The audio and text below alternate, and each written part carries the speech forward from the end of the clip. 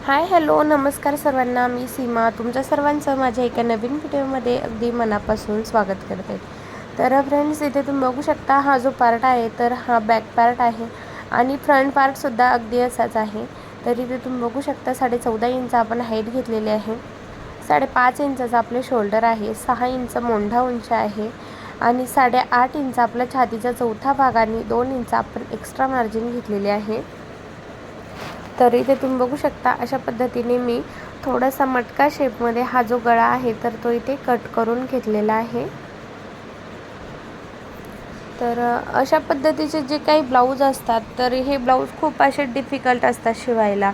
मग तेव्हा कोणत्या प्रकारच्या ट्रिप अप्लाय करायच्या किंवा मग तो ब्लाऊज कसा शिवायचा। आता एवढा हेवी ब्लाऊज असेल तर मग काय करायचं।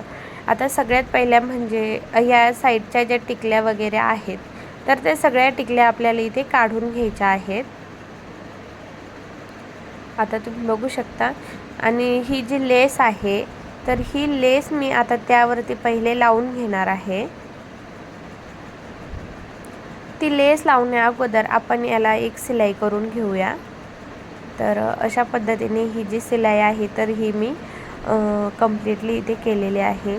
आणि सिलाई केल्यावरती काय होईल की हा जो कपडा आहे एकतर तो पहिलेच ऑलरेडी खूप सुळसुळीत असा आहे आणि मग त्यानंतर ती लेस जी आहे तर ती इकडे तिकडे होईल आणि गोट पण आपला व्यवस्थित होणार नाही।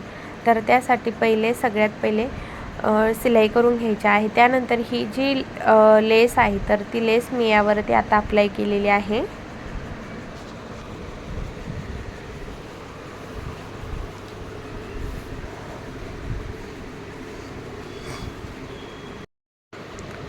हळुवारपणे सावकाशीने आपल्याला ही जी लेस आहे तर ही लेस आपल्याला इथे बसवून घ्यायची आहे। तुम्ही बघू शकता अशा पद्धतीने ही लेस जी आहे तर ती इथे मी बसवलेली आहे।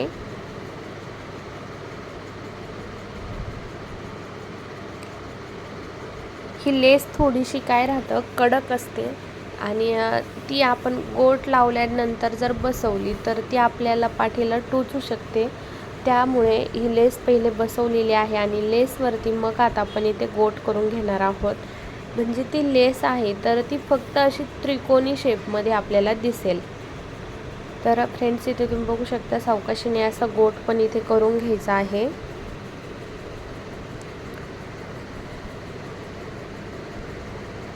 तुम्ही जर चॅनलवरती नवीन आले असाल तर प्लीज चॅनलला लाईक करा, शेअर करा आणि सबस्क्राईब करायला विसरू नका।